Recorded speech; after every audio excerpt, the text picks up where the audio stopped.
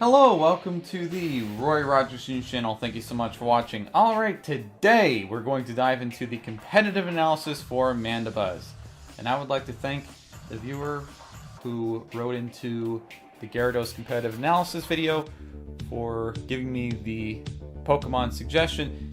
He didn't really write for me to cover Mandibuzz per se, but Mandibuzz is an excellent hazard removal Pokemon, so I thought it'd be a great addition to the competitive analysis series. So without further ado, let's go ahead and go to the big computer and let's go ahead and dive into Mandibuzz right now. And thank you so much, Ravel, for helping me proofread the Mandibuzz script. So Mandibuzz's tier is OU, its typing is Dark and Flying, its resistances are Ghost, Grass, and Dark, and its weaknesses are Rock, Electric, and Ice, and its immunities are Ground and Psychic. And there are some editor's notes here. Unless you're holding a ring target. If this is the case, then ground or psychic attacks will make contact. Also, if your opponent uses Miracle Eye on you, then psychic attacks will make contact. Lastly, if your opponent uses the move Gravity or Smackdown, or if you're holding an Iron Ball, then ground type moves will make contact. Do not pass an ingrain effect, or your Pokemon will be affected by ground type moves. Alrighty. Let's go ahead and dive into its abilities here, although there is one ability that I would pick out of all three of them. So let's go ahead and read all three abilities, shall we? So ability number 1 is Big Pecs.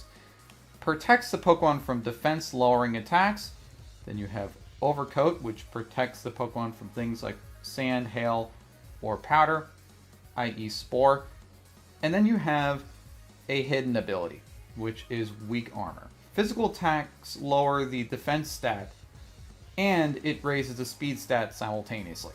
But out of all these abilities, pick Overcoat, because Overcoat is excellent for dealing with sandy weather. It's excellent in terms of dealing with Breloom, because Breloom is, I would say, fairly common in the OU tier. So I would say that Mandibuzz is an excellent in-house answer to Breloom. Just be careful when you use the move Roost, because that temporarily removes your flying type for one turn.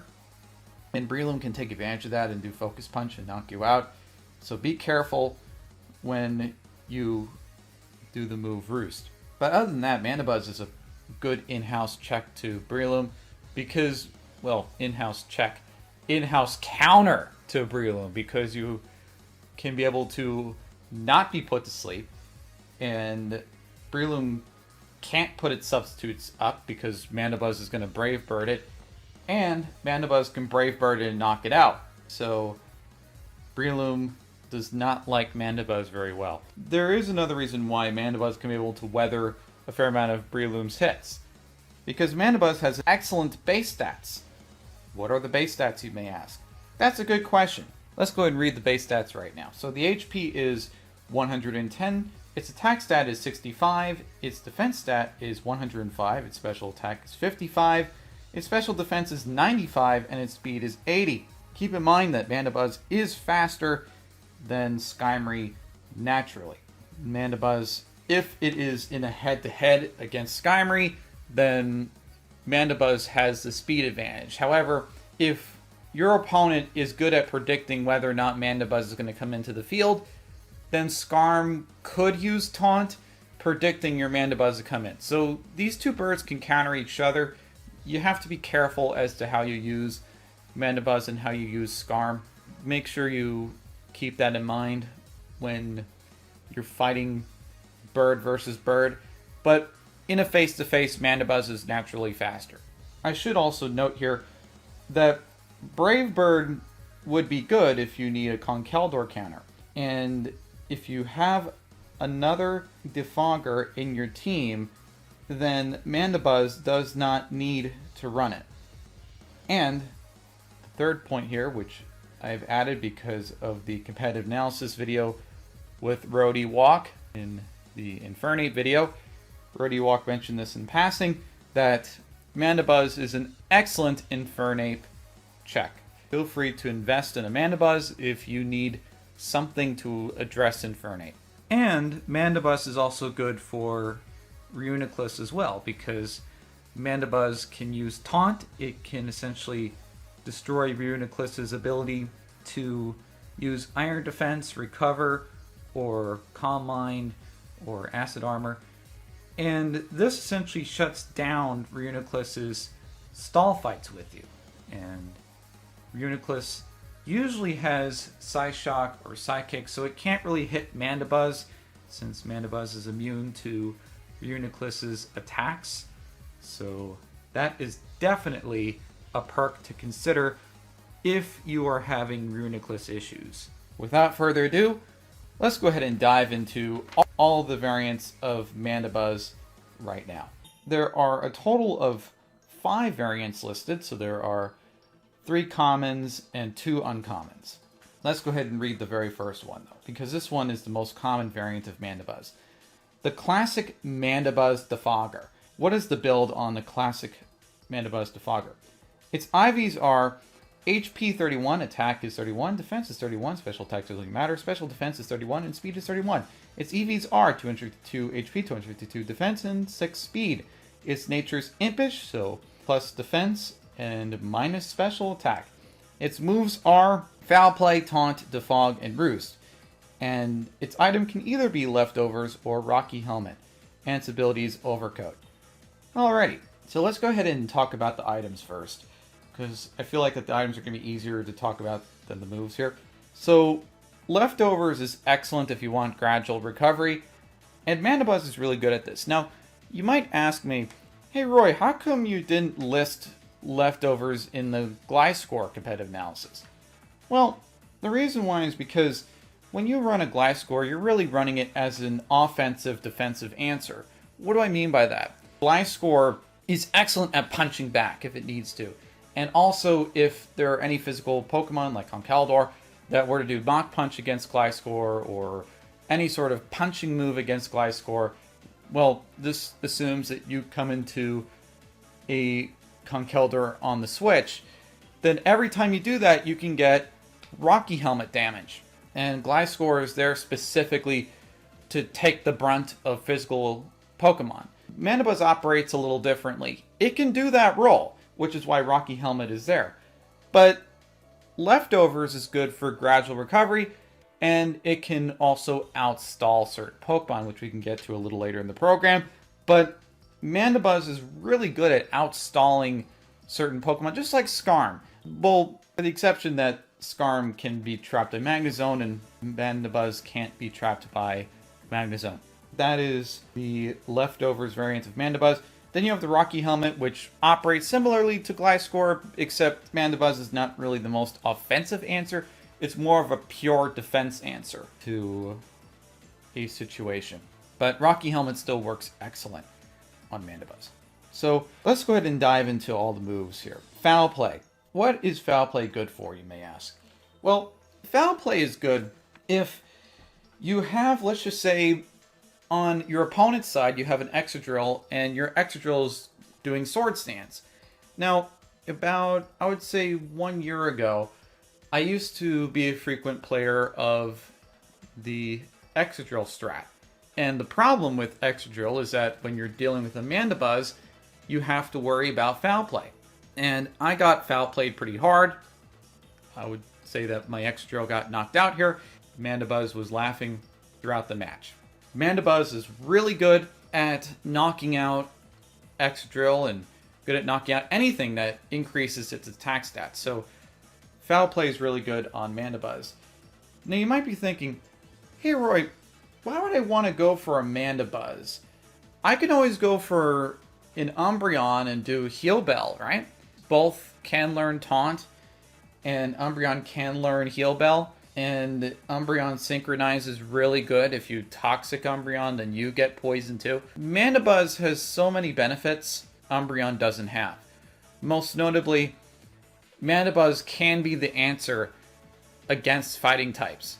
Umbreon is more of a liability against fighting types. Both of them have one thing in common, though. They can handle Reuniclus pretty well. But other than handling Reuniclus pretty well, that's all that they really have in common, because both of them have access to Taunt, which essentially removes the opponent's ability to use any move other than attacking moves. The thing about Mandibuzz is that Mandibuzz loves making your opponent use physical attacks. So that way it can be able to chip more damage with the Rocky Helmet. That's why Taunt is so good on Mandibuzz.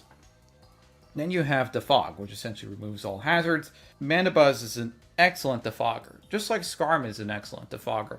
The main reason why you may want to use a Skymery over Mandibuzz is because Skymery can set up hazards, and Mandibuzz can't. Mandibuzz can only defog, but it is an excellent answer in terms of defogging hazards. And maybe you can rely on another Pokemon to set up your rocks. You don't have to rely on one Pokemon to do your defogging and stealth rocks, which is what Gliscor and Skymery do, in a sense. The defensive variant of Gliscor, I should note. Mandibuzz can do defog, but it doesn't have the stealth rocks, but that's fine. You should have another stealth rocker in the team if you have a Mandibuzz in your competitive OU team. And you have Roost. Roost recovers Mandibuzz, but as I mentioned earlier in the program, Roost temporarily removes Mandibuzz's flying type, which makes it vulnerable to fighting type moves. And that is the time when Breloom strikes with its Focus Punch. And as a Breloom user myself, I have taken advantage of this opportunity. I have predicted my opponent using Roost, and then I would do my Focus Punch and knock out Mandibuzz. I've been there, I've done that, but what I am going to say is this. That's a very difficult maneuver. Don't do it unless you're okay with taking that risk. Try to read your opponent before you do a maneuver like that. If you don't know if your opponent's going to be doing Roost, it's best to switch your Breloom out, because if you do one wrong move, then your opponent can do Brave Bird and knock you out, because you're grass and fighting and you don't take flying type moves very well. As I mentioned in the Breloom competitive analysis video, Breloom does Focus Punch at the right time when Mandibuzz is roosting. That's the best time to use Focus Punch. Then that means Breloom has a strong likelihood of knocking out Mandibuzz. I would not suggest that maneuver to anybody. Makes Breloom have a larger role in their competitive team. I would not advise you to use that maneuver on Mandibuzz. I would say the safer way to knock out Mandibuzz is switch into Jolteon and do Thunderbolt. It's a lot safer. Jolteon, timid, choice specs. Thunderbolt is a lot safer than the maneuver that I mentioned earlier with Breloom. And also Cloyster with Shell Smash and Icicle Spear. Mandibuzz can't stand that either. Speaking about Mandibuzz being Breloom's worst nightmare, that's the second variant there that you see on your screen. Breloom's worst nightmare. And the IVs are HP 31, attack is 31, defense is 31, special attack doesn't matter, special defense is 31, and speed is 31. Its EVs are 252 HP, 252 defense, and 6 speed. Its nature is impish, so plus defense minus special attack, and its moves are Taunt, Brave Bird, Defog, and Roost. Its item is Leftovers or Rocky Helmet, and its ability is Overcoat. Alrighty, I would like to bring your attention over to Brave Bird. Brave Bird is a hard-hitting flying type move, which has a recoil damage, but the reason why Brave Bird is so good on Mandibuzz is because Brave Bird doesn't just deal with Breloom. I mean, Breloom hates it, but it also deals with many other fighting types. Infernape, Conkeldurr, Mienshao. There are so many fighting types in OU that Mandibuzz can address with Brave Bird. If you're having any fighting type issues, then I would say that Mandibuzz is the best solution for the fighting types. I'm going to mention this later in the program.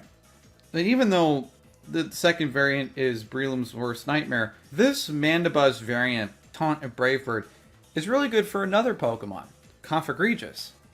Because Configregis wants to do Will-O-Wisp on you.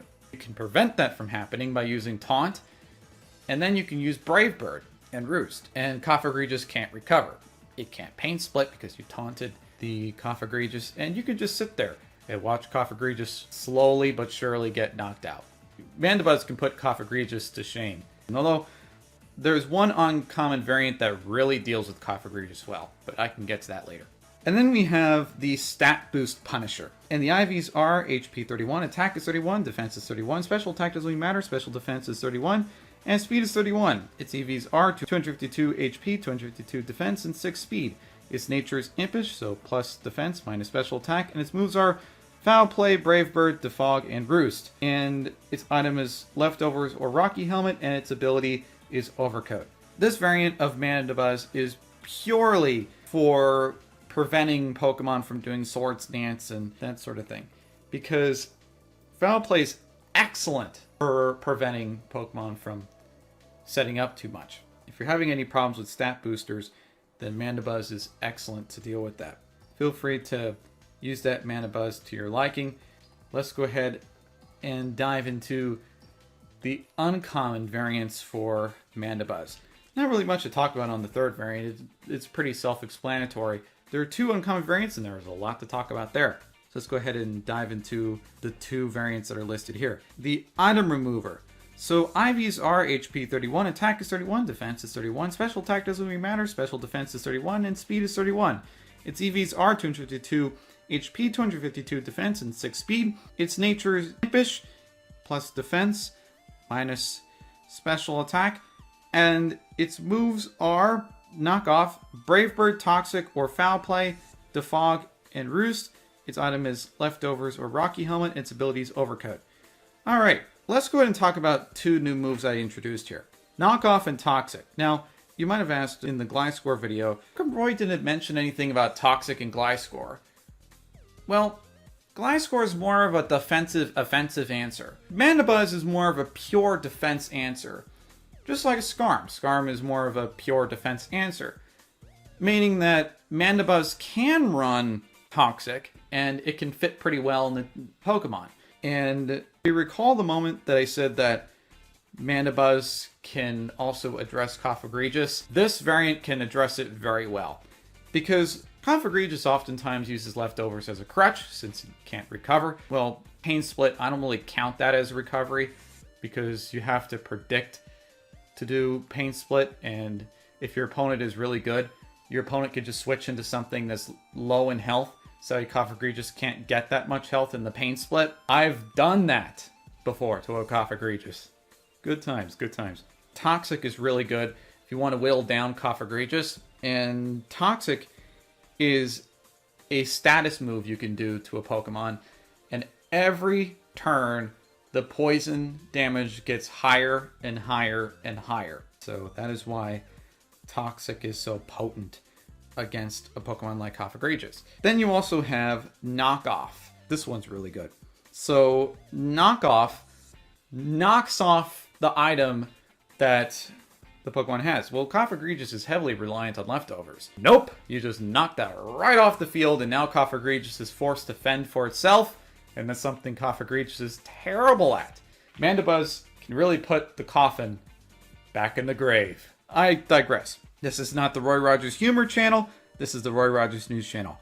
So let's go and talk about the second variant here. If Knockoff Mandibuzz is not really the thing that you want to run, it's fine. You could run the Vulture Stall. IVs are HP 31, Attack is 31, Defense is 31, Special Attack doesn't really matter, Special Defense is 31, and Speed is 31. Its EVs are 252 HP, 252 Defense, and 6 Speed. Its nature is Impish, so plus Defense minus Special Attack. And its moves are Foul Play, Toxic, Taunt, and Roost. Its item is Leftovers or Rocky Helmet, and its ability is Overcoat.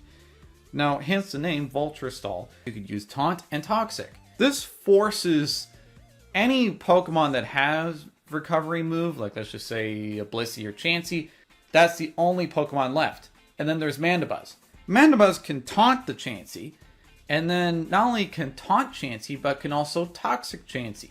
And Chansey is looking at its health degrade. As a Chansey user myself, I've had this happen to me, where Chansey was the last Pokemon and my opponent had Mandibuzz and did this exact maneuver. Which is why I listed this variant. Because if you're having any Chansey or Blissey problems, and let's just say you're in a situation where Chansey and Blissey are staring at you, this is a perfect way to address them. Well, I mean, the item remover is excellent too, because you can knock off the Eviolite. I would say the item remover is much better than Vulture Stall. But what I am going to say is that Vulture Stall is excellent too, because you can Toxic and then whittle down the health very gradually, and then eventually it gets to a point where Toxic damages so much to the point where it supersedes the Chansey or Blissey's ability to soft boil it. And then eventually Chansey and Blissey get knocked out. So Vulture Stall is really good. It's also good for many other threats too. So Vulture Stall is good. The item remover, I would say, if you're great at predicting your opponent, I would say go for the item remover out of the two variants listed here. Well, if you feel more comfortable with the traditional stall, then I would say go for the second variant. I have to admit, the first variant of Mandibuzz is a very fun variant because you remove the Eviolite, you remove the leftovers on Cofagrigus, you move the Eviolite on Chansey, and also not just Chansey. Let's just say that Porygon 2 is making appearances in OU, and Porygon 2, you can knock off its Eviolite, so feel free to use knockoff on Porygon 2 as well. So feel free to use Mandibuzz however you want to use it. And on that note, let's go ahead and close out the computer here. And I should note that before I go into the breeding tool, Mandibuzz is actually a really easy Pokemon to breed, because Mandibuzz is 100% female, just like Chansey and Blissey. So the benefit to Mandibuzz being 100% female in the breeding department is that you can keep your expenses relatively low because you don't need to pick the gender every time for the egg, and this can save you a lot. I don't have any conflict of interest here in terms of the Volby. In fact, let me go and do your listings here so you can see that I don't have any conflict of interest. I'm going to show you, just for demonstration purposes, what a Volby looks like. So I'm going to go ahead, or Volby. Now, let's go ahead and go to the Flying Egg group, right? And I'm just going to do HP, Defense, Special Defense. Alrighty, as you've seen live on camera here, look at how cheap this is. 149k. That's usually on call. Well, I mean, you got to change the nature on that to impish, but look at this. I would say Volby, when I'm on the global trade link searching for flying type breeders, Volby tends to be the cheapest Pokemon that I see listed, which is really good because breeding Mandibuzz is easy. Just find males to accompany Volby with, and you should be good. If you ever need a cheap competitive Pokemon, then make a competitive Mandibuzz, and Mandibuzz can get you through a lot of matches, so feel free to do that. And now it is time for us to dive into the breeding tool that BlueNose has made, so let's go ahead and dive into that right now. So how to use it? Well, you just type in Mandibuzz, and then it only has one egg move, Mean Look, although it's not good in the competitive scene. But let's go and take a look here. Well, maybe somebody might figure out a way how to use Mean Look in the competitive scene, but Mean Look is not really a required thing on Mandibuzz. So those are all the Pokemon, just in case you do want Mean Look on Mandibuzz. Mean Look is good for a PvE type setting. Mean Look is good for NPC trainers, just in case you want your Toxic to whittle down the NPC Pokemon. Then Mean Look is good for that. However, it's not really good in the competitive scene because your opponent tends to switch out from a danger situation. So you don't want Mandibuzz to have Mean Look because it's just going to be a wasted move slot. But if you're using this Mandibuzz for PvE things, then maybe Mean Look can be something you can consider.